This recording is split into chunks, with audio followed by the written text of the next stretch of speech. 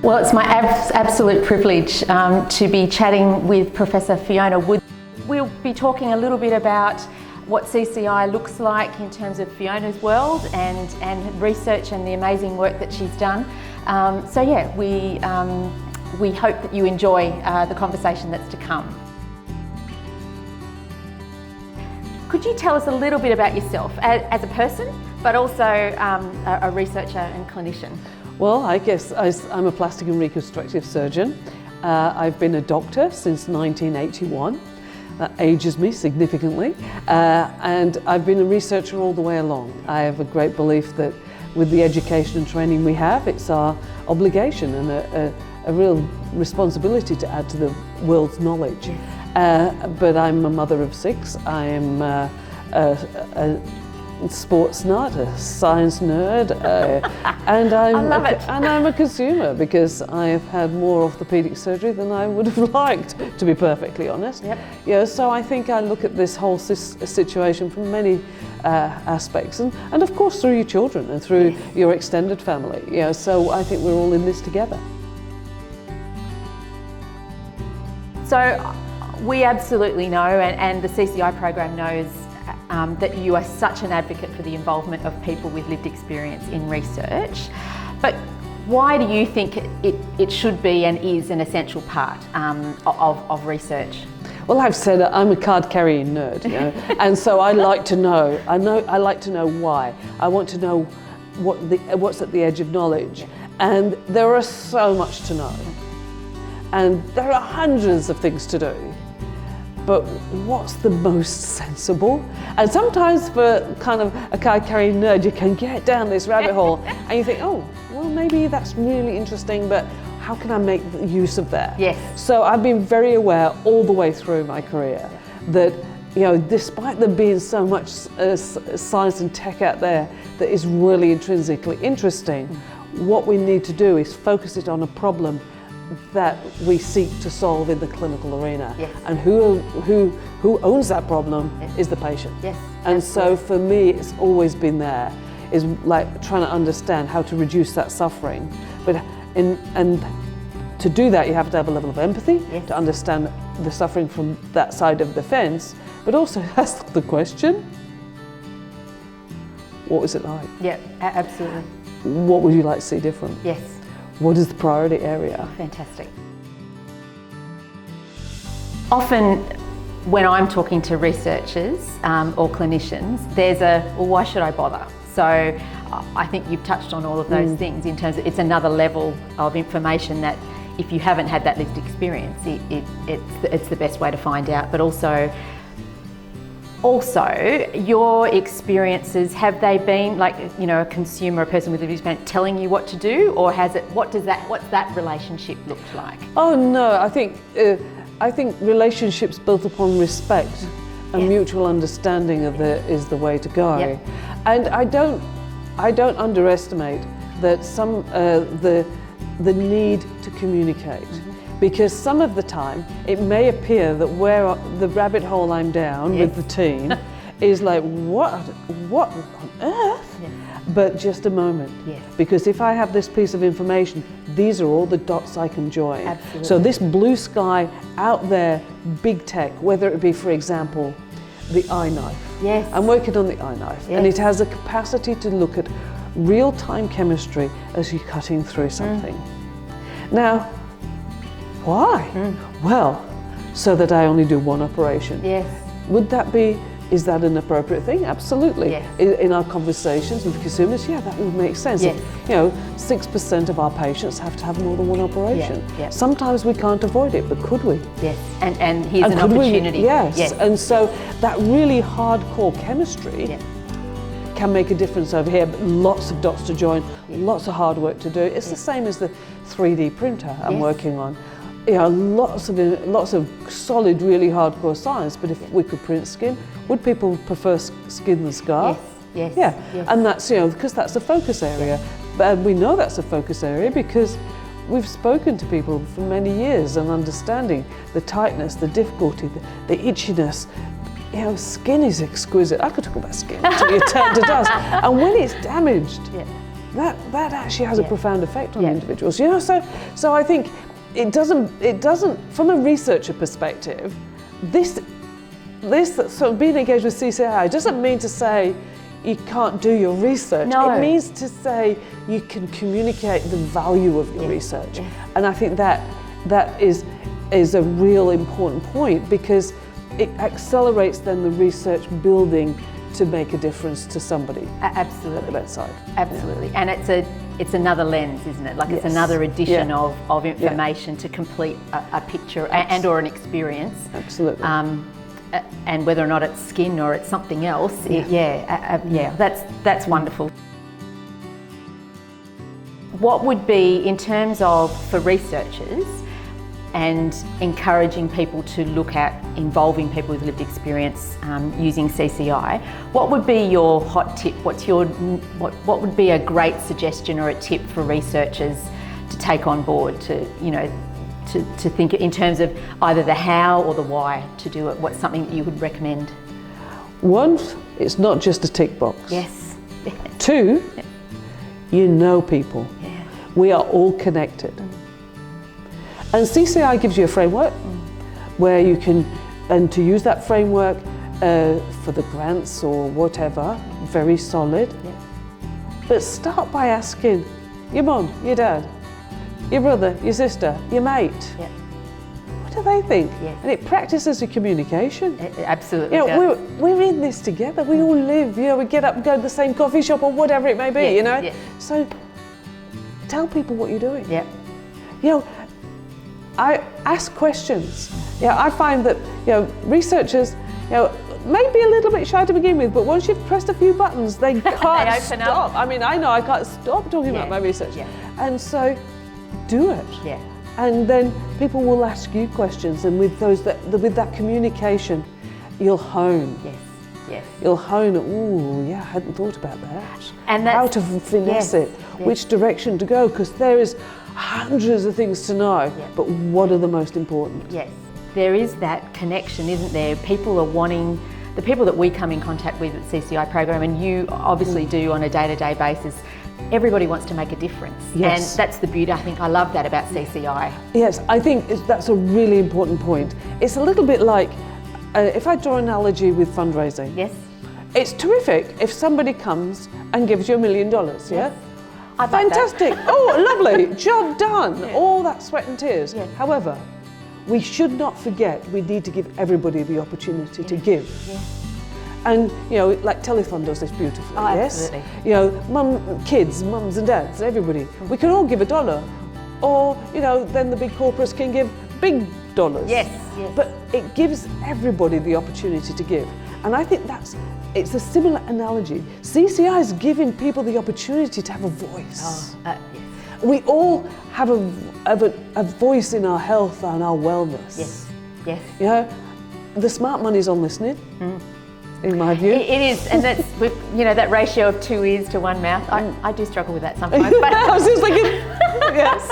I think we're peas in a pod when it comes Yes. to that, Fiona. But that's great. And it's a great tip, I think, that there is so much more to be gained by sharing and talking and connecting with people, as opposed to this is mine and you know, or a fear of the unknown. And sometimes for some researchers, I think, and clinicians, CCI is a little bit unknown. They may have patients, but this isn't about a clinician-patient relationship. This is a whole different thing of recognising the expertise that someone with a lived experience brings. So yeah, absolutely. Oh, that's great. I love that hot tip. That can be Fiona's hot tip that we use from now on. I'm forever talking about how CCI makes a difference. How have you seen that in your research in terms of working with someone with lived experience? Is that something that you see all the time, or has there been something that's really? It's a little bit of, I guess it's sort of woven into the bit of the fabric in an informal way with our patients, and because when you look, even if you look at informed consent, that's a conversation. It is that isn't it? Needs to be respectful and with a real level of empathy, of course, and it's woven into our fabric. But then we've got focus groups that we use, and with CCI as well, and various and then subject matter focus groups with a specific question. And so we've done a lot of different things around different projects. Where are we going to do this project? Does it make sense? Would it be a priority? How could we change that and to look at the focus so that we get the most traction and so on. So it's part of, all the way through. It's woven in an informal way, and then, oh right, well we've got that we're going to spend a lot of resource here. Yes. We make sure we're on the right track. Absolutely. So it's across the whole spectrum. No, that's great, and that use of people with lived experience and that expertise to inform decision making, I mean, because I think we all, as researchers and clinicians, absolutely have amazing expertise, and so we use that expertise to inform our decision making. But then there's that third pillar, isn't there, of lived experience. So together, it's a great opportunity, isn't it, to then inform, be the best informed about what to do or how to do it. So what I'd love for you to do is be blatantly honest in terms of, so CCI, absolutely, we both agree, really, really important. What are some of the hard things about it? What are some of the challenges about having to do it? I think I see the same faces. Yes. Yes. Yeah. So the same people turning up. And I think that's quite a pressure on those guys. Yes. You guys. And I think some roles are there have some I'm sure there's opportunities for some roles in a voluntary capacity. Yes. I've also connected with Volunteering WA. Yep. I am a great believer in doing something for nothing to help, and so I think I could see CCI expanding, and I think that's really important. Yep. Yes, we need to facilitate people being able to take part, but we need to really give people that opportunity to have their voice. So volunteering, I think, is really important to share the load. And the challenges then of finding the right people. Yes, and because we have to come to the table with the right mindset as well. I've just given an example of myself focusing on one particular area, but in this context, we need to be generalists as well. We need to actually, as I say, listen and be conduits for that information. And so on every side of the fence. And so I think, to take the pressure off, build the movement is where I would see, because I see same faces, and great to see people I know. And they're remarkable people, aren't they? Absolutely. Not taking anything away from them, but it'd be nice if we could build the movement. And that, you're right, that's awareness as well as then people proactively knowing about the involvement opportunities and how to do that. I think that's the thing CCI does add. There is more work, that comes with it. More people, you can do more. That's simple. I love that. Let's go with that. I love that philosophy. Because often, there are the groanings of, I've already got too much to do. I'm really busy. And without a doubt, researchers and clinicians are amazing in terms of their expertise, but often what their job list is doesn't match the available time. And so adding something else.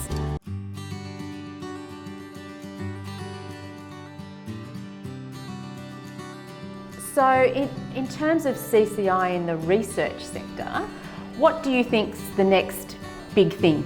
What's the next thing that we need to be doing or we need to be looking at to continue to build and expand?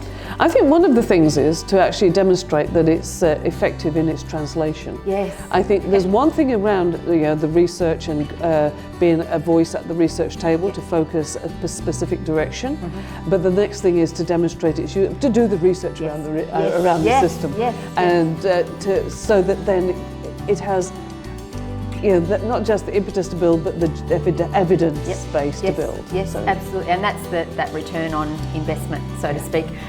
Not monetary, but even the investment of people and people.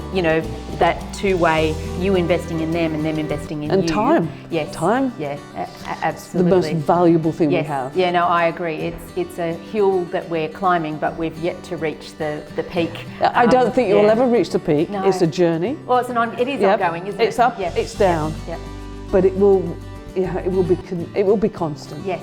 And that's, we know, we're believers, we're passionate about it, but there are lots of people who need to balance, and so yeah, you're right. It's about demonstrating that it's not just the warm fuzzy. Oh, this makes me feel nice, isn't that lovely? It's the yes, you get that, but that's minimal compared to everything that comes with it. It's almost, just interesting, isn't it? Is it like doing the market research up front? Well, the people do that for a reason. Yes, absolutely. Yes, that's exactly right. No, that's great. Challenge accepted. And next big thing, that's good.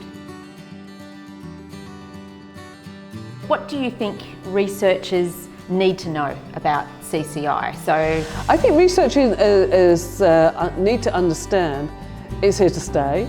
And it is an important part of what we do, but it won't clip your wings. Great, I love that. It won't stop you researching what you want to research. It will focus what you want to research in a direction where it will be maximally effective. That's great. That's what I believe. Yep.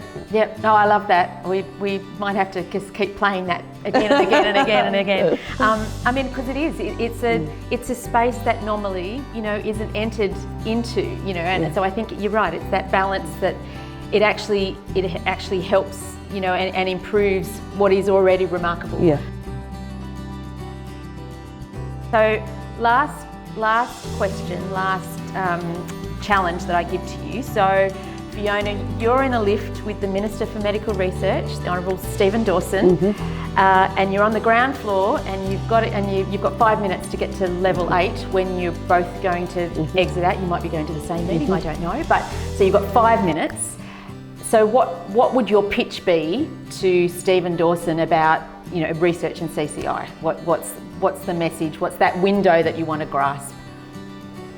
That's an interesting one, because I thought you were going to ask me what was my message to Stephen Dawson. I said, well, the Future Fund is fantastic, but we need to facilitate a system such that we can put an extra 0 on it, if not 2 zeros, because the quantum of what we need to really make our research fly in this state is of that order of magnitude. And then if I bring that down to the research in CCI, I would say when I was in COVID, we got an ideation platform that we turned from internally into the public sector, externally into the community. And we asked the people of Western Australia questions about how to cope with COVID. Yes. And I would say we need systems where we absolutely fundamentally engage our community at every level. And so research CCI, but they're top of the pyramid, but let's build the pyramid all the way down. So don't stop there, but make sure we get to that. Yes, and I think, ding, we're at the top store. Look, done, sold. I'm sure Stephen would go, thank you very much, Fiona, that's great. Where do I send the check to? Just put a couple of zeros on. Oh, fantastic. Oh, look, that's great. He probably, and I'm sure he'll be watching this, because why wouldn't he? Absolutely. I mean, why wouldn't he want to watch this conversation? Every word. Yes. So that's great, and we can then look back and go, yep, Fiona Wood said that. Thank you very much, Minister Dawson. That's great. Well, I just want to thank you for this opportunity and for your willingness to be able to come and share a coffee with the CCI program, and also to celebrate the amazing work that you do, but the amazing person that you are. You're just such a gem, and we just love working with you. So thank you very much for your time. Well, thank you for everything you do, and I think we need to really make people understand and communicate that actually CCI from WA is actually one of the leading groups in the country. Without a doubt. Yeah, no, I'm with you, but it's much better when it comes from somebody else. It is. Yes. So thank you, Fiona, and look, thanks everybody for watching. As I said, this is part of our ongoing series of Coffee with the CCI program, so we look forward to chatting with you with somebody else new at some time in the future. Thanks very much.